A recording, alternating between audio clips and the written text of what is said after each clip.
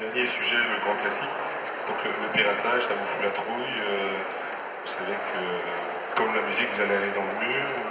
C'est totalement lié à la question du prix dont on parlait tout à l'heure. Si on fait des prix bas, on les trouve juste, adaptés au monde numérique, mais c'est aussi qu'on pense qu'un livre à 2-3 euros, selon moi, jusqu'à preuve du contraire, a moins de chances d'être piraté qu'un livre numérique à 15 euros. Ça me paraît évident. Statistiquement parlant, bien sûr, je ne dis pas qu'on ne va jamais être piraté. On pense qu'on veut faire confiance au lecteur, on va avoir des relations de confiance avec le lecteur, qu'il n'ait pas l'impression qu'on l'arnaque, parce que moi, en tant que lecteur, si on veut me vendre un livre numérique à 15 euros, j'ai l'impression qu'on m'arnaque. Donc je vais peut-être avoir moins de respect pour l'éditeur. Nous, on veut respecter les lecteurs, leur vendre des prix bas, et peut-être que entre 1 et 5 euros, c'est plus facile d'acheter le livre, de pouvoir prendre des risques en tant que lecteur, d'acheter un livre d'un auteur qu'on ne connaît pas, plutôt que de vouloir le pirater. Je trouve que c'est surtout les livres, les grands auteurs, comme Michel Houellebecq, Camille Nothomb, vous avez plus de chances d'être piratés, parce que nous, je ne pense pas que nos livres vont être piratés sur des torrents. C'est lié au prix.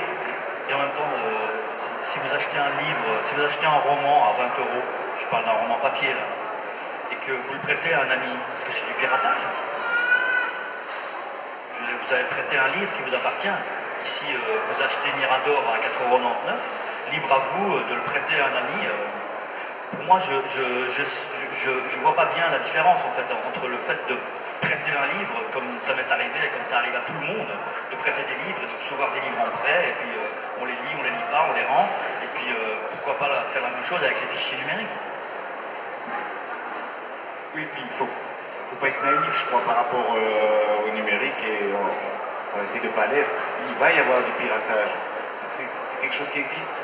Mais il y a aussi des gens qui ont envie de soutenir des écrivains, qui ont envie de soutenir des éditeurs, qui ont envie de jouer le jeu. Je pense que ça existe aussi en musique. On parle beaucoup du piratage en musique. Il y a des gens qui piratent des fichiers MP3. Mais il y a aussi des gens qui achètent des fichiers, mais qui achètent encore aussi des CD ou des vinyles, un certain nombre de choses. Après ça, il me semble que petit à petit, il y a un travail une réflexion globale au niveau un peu plus industriel, qui est de petit à petit essayer de trouver des formules qui font que les gens vont être moins poussés, on va dire, au piratage, et vont être plus poussés à acheter. En musique, c'est des formules comme celle de Spotify, qui est une sorte de radio en ligne où on peut écouter n'importe quel morceau de musique.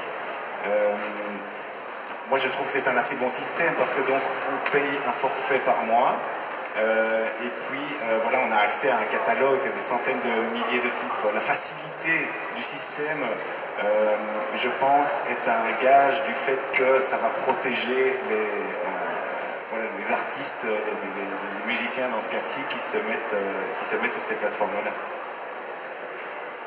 Moi, si vous prêtez mon livre, excusez-moi, M. Patrick disait qu'il voulait bien qu'on prête son livre. Moi, si quelqu'un ici prête mon livre, je vous poursuivrai, je vous retrouverai jusqu'au bout. Où que vous soyez, je vous retrouverai.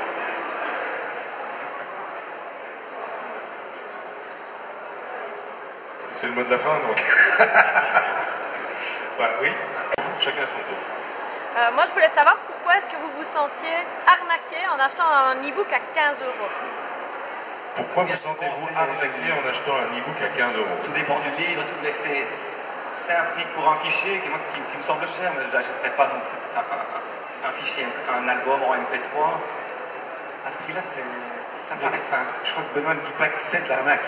Non, mais il dit qu'il se sent arnaqué parce qu'il pense qu'il y a des coûts qui sont dans le papier, qui ne sont plus dans le numérique. Tout ça, c'est déjà une manière assez simple de voir la chose. Moi, j'étais libraire 6 ans. Les livres papier, c'est des caisses qui pèsent des tonnes, qui vont dans des camions. Et alors, comme il y a une surproduction, le système de l'office et beaucoup de retours, parce qu'il y a beaucoup de livres invendus, c'est des tonnes de livres qui passent dans des camions, qui vont de chez le distributeur jusque chez le libraire, et puis on les déballe, ils ne sont pas vendus, on les remballe, ils repartent dans le camion. Et puis, il faut encore les détruire, parce que la plupart des livres qui sont vendus sont détruits, il faut bien le dire. Ça, ce sont des coûts réels et qui coûtent de plus en plus cher, hein, parce que l'énergie, on sait tous de quoi il s'agit, ça coûte de plus en plus cher, on parle de ça. Ça, ce sont des coûts qui, objectivement, disparaissent. Donc ma question, c'est pourquoi est-ce que le prix du livre doit rester le même à partir du moment où les coûts objectifs disparaissent? Bon, voilà, c'est cette question. Donc, en fait, je me sentais vraiment arnaqué. C'est vrai parce que l'éditeur papier qui va faire du numérique, c'est souvent lui qui va vendre le livre à 15 €. Et je pense qu'en fait, dans ces 15 €, il va essayer de vous faire payer des coûts structurels de sa société papier et numérique. Et donc, son stockage, son essence, qui perd du côté papier, il va essayer de le gagner dans le numérique. Mais il n'y a pas de raison pour nous, en tant qu'éditeur, en tant que lecteur, que quelqu'un qui achète un livre numérique doive payer les coûts du pôle papier d'une maison d'édition. Donc je pense que c'est une certaine arnaque. Je pense que si on calcule le prix de revient d'un fichier et si on voit le prix de vente, je pense que c'est là qu'il y a une espèce de décalage tellement important qu'on peut se sentir arnaqué de devoir acheter un fichier numérique à 15 €. Fichier numérique qui a demandé en tant que prix de revient une somme quasiment dérisoire. C'est là qu'il y a le décalage. Évidemment, il y a la création, là, en tant qu'auteur, je devrais en parler, mais la création, elle est la même évidemment, que le livre soit publié sous forme numérique ou sous forme papier. Mais le prix de revient, on pourrait dire, de l'objet virtuel d'un côté, physique de l'autre, est tellement disproportionné que si le prix de vente est presque équivalent, on sent quand même qu'il y a un petit problème.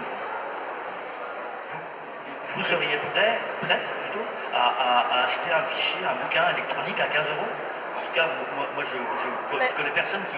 J'avais pas compris en fait le fait que vous parliez de la similitude entre le même livre papier et le même livre numérique. Mais moi je suis prête à mettre 15 € pour un fichier numérique qui aurait demandé... qui me donne des informations supplémentaires qui n'existent pas en format papier, qui me donne des vidéos, qui me donne des liens, etc. comparé à... Mais je pensais que vous parliez de... bien sûr, tout dépend du contenu aussi, on ne peut pas parler de prix absolu. Mais quand c'est par rapport à un livre qui existera en papier, alors là, c'est vrai que les papier, s'ils le vendent à 70%, 70%, et ça c'est bizarre finalement de se calquer sur le... Maintenant, il faut bien... Voilà que chacun a ses préoccupations et les maisons d'édition papier ce sont des entreprises comme les autres. Ils doivent payer leurs coûts, ils ont le livre papier qu'ils doivent faire vivre, qu'ils veulent faire vivre, et je pense que tout le monde a envie qu'il y ait encore des livres papier. Donc c'est normal peut-être que ce soit réfléchi un petit peu comme ça, c'est-à-dire que le prix du numérique soit considéré comme une déclinaison du papier, et que donc on dirait que par exemple c'est 70% du prix. Simplement notre démarche est inverse, parce que nous c'est le numérique natif, donc on part du numérique, on part pas du papier. Mais donc chacun a ses préoccupations, et si on a envie qu'il y ait encore des livres papier, si on en a envie, il faut espérer que les éditeurs papier vont continuer à exister. Mais évidemment, pour eux, chaque livre papier qu'ils ne vont pas vendre et qu'ils vont vendre en numérique, c'est-à-dire que c'est une bascule de leur chiffre d'affaires. Et ça, c'est difficile pour eux, parce qu'ils ne savent pas ce qui va se passer. Mais donc, simplement, quand ils sortent le bouquin en numérique, en fait, ils sortent quelque chose qui est une sorte de concurrence par rapport à leur livre papier. Mais du coup, comment calculer leur coût et comment calculer leur prix? Et c'est parce qu'il y a beaucoup de peur, je pense, par rapport à ça, qu'il y a des réflexes qui sont d'essayer de maintenir le prix du livre numérique assez élevé. Parce que si le marché du livre numérique ne décolle pas, ils continueront à vendre du papier. Mais si on décide qu'ensemble, on baisse les prix du numérique et qu'on décide de voir ça comme une opportunité plutôt que comme un danger, tout le monde peut y gagner, même les éditeurs papier qui se mettront à faire du numérique. Et ça, c'est un changement de manière de penser, et ça implique aussi de ne pas réfléchir en fonction de la peur, mais en fonction de l'opportunité que ça représente.